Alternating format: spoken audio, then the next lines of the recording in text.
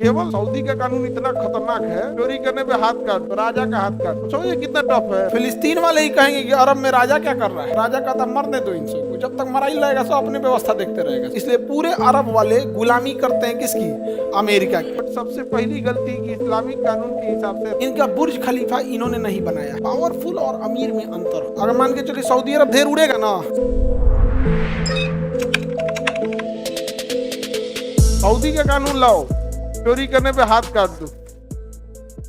केवल सऊदी का कानून इतना खराब खतरनाक है, इतना खतरनाक। देखो उस शरिया कानून में एक चीज मतलब ये ना कि चोरी के बदले हाथ काटो, उसमें सबसे खतरनाक चीज जानते हो क्या है?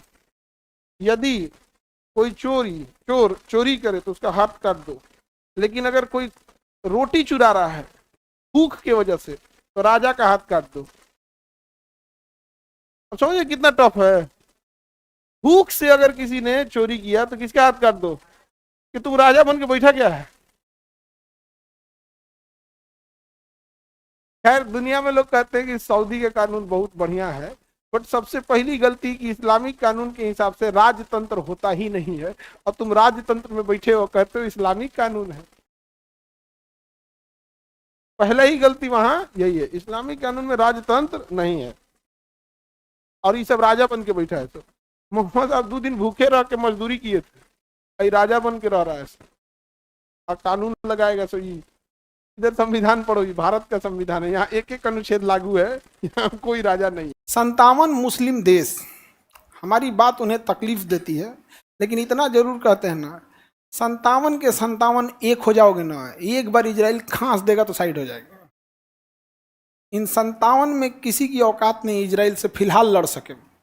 अब हमसे कोई कहते हैं कि एक दौर ऐसा आएगा, बिल्कुल आएगा भैया, आप परमाणु बम ले आकर मार दीजिए, हम कहाँ कह रहे हैं। हम तो ये भी कहते हैं कि तुम्हें लड़ना है अपनी सेना बनाओ, थल सेना रखो, वायु सेना रखो, नौ सेना रखो, वैज्ञानिकों से करके मिसाइल बनवाओ, परमाणु बम बनाओ, मार दो जाके। कौन मना किया है? लेकिन ये क्या तरीका है, तुम हमास के आतंकवादी को पैरासूट से उड़ा के किसी बूढ़ा को मार दोगे, किसी के घर में मार दोगे, और फिर वो मारेगा तो तुमको दर्द होगा। ये क्या चोर सिपाही खेल रहा है? मारो परमाणु बम मार दो, मना किए हम लोग। लेकिन ना यहाँ पे, और इजराइल है वो जानबूझ के मारता है, क्योंकि अमेरिका क्या कराने आता है? समझौता। अब बाकी सब डेराइल रहता है अरब वाला। अगर मान के चलिए सऊदी अरब ढेर उड़ेगा ना, सऊदी अरब अगर ज़्यादा उड़ेगा तो सऊदी अरब अगर ज़्यादा उड़ने लगा तो इजराइल कहेगा, अमेरिका सऊदी अरब को कहेगा मारता तो नहीं इजराइलों को, इसको सऊदी अरब को ही मारो। तो अमेरिका के इशारा पे इजराइल किसी को पीट देता है। इसलिए पूरे अरब वाले गुलामी करते हैं किसकी? अमेरिका की। ये पूरे अरब देश में अभी आज के टाइम पे फलस्तीन में भूखमरी आ गई है, अस्पताल मार दिया गया है, स्कूल तोड़ दिया गया है, और बहुत हद तक बेंजामिन नेतन्याहू अब युद्ध को लंबा इसलिए खींच रहे हैं कि उनको अगले साल इलेक्शन लड़ना है। समझ रहे हैं ना? युद्ध को लंबा खींचने के कारण क्या, बेंजामिन नेतन्याहू का अब इलेक्शन लड़ना है, तो इलेक्शन के टाइम पे अगर जो पार्टी युद्ध कर देती है तो प्रॉफिट होता है। अब वहां पे हॉस्पिटल मार के गिरा दिया सब, जबकि जनेवा कन्वेंशन के हिसाब से अस्पताल पे हमला नहीं कर सकते, वो भी बच्चों के अस्पताल पे।